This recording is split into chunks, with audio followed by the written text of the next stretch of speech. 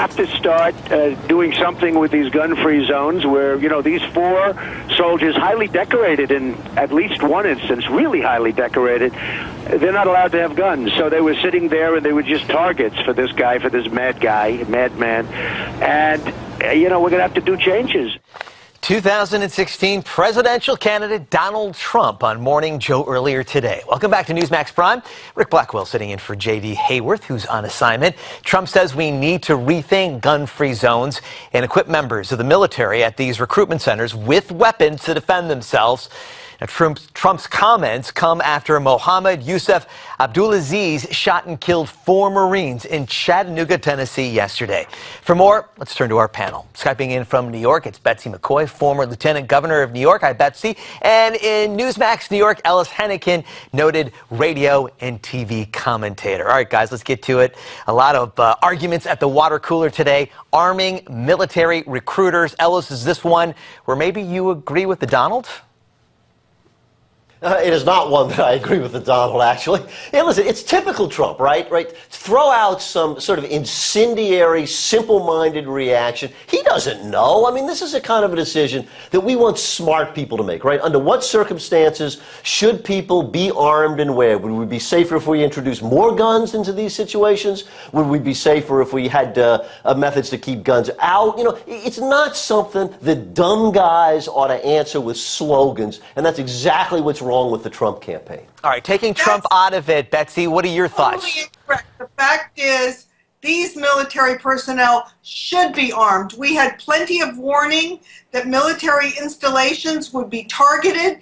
If we can't arm our military personnel, who should be armed? These people have been screened before they were enrolled in the military. They are trained to use firearms. They should be exactly the people carrying firearms. All right, well, the shooter was armed with an AK-47, Betsy. Does that mean that we need to have these guys using AK-47s at these recruitment centers?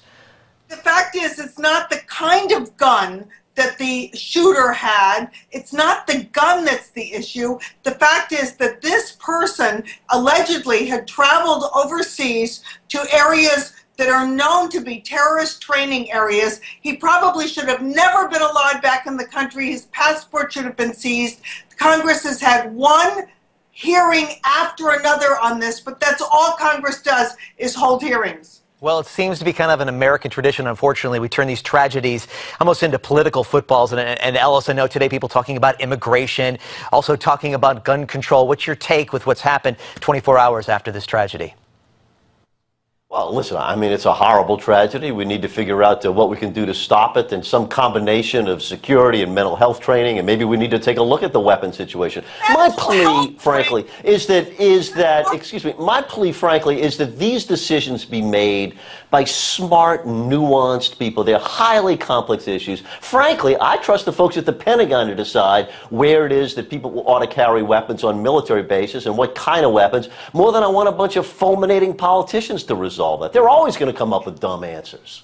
Excuse me, but the people in the Pentagon report to our anti-gun president, and that's exactly why these military personnel were not armed when they should have been. And frankly, Donald Trump is bringing honesty and straight talking to this campaign. We need more of it, not less. All right, that honesty and straight talking appears to be working right now, at least in the latest Fox News poll. Let's go to the numbers. Donald Trump right now at 18%, Scott Walker at 15%, Jeb Bush 14%, Rand Paul right now 7 points behind the Donald.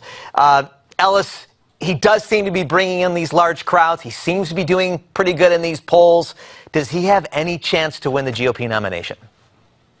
Yeah, I think he probably does. Listen, there's a big audience for bigotry. There's no doubt about that. You go out and say a bunch of racist and crude stuff, people will gather around you. Now be careful. It's only 18% of Republican primary likely voters. So, I mean, this isn't a cross-section of America. But, I mean, there's a huge audience for that kind of garbage. No doubt about it. It's not bigoted and it's not racist to insist that any Iranian deal include bringing home the people the Americans held against their will in Iran.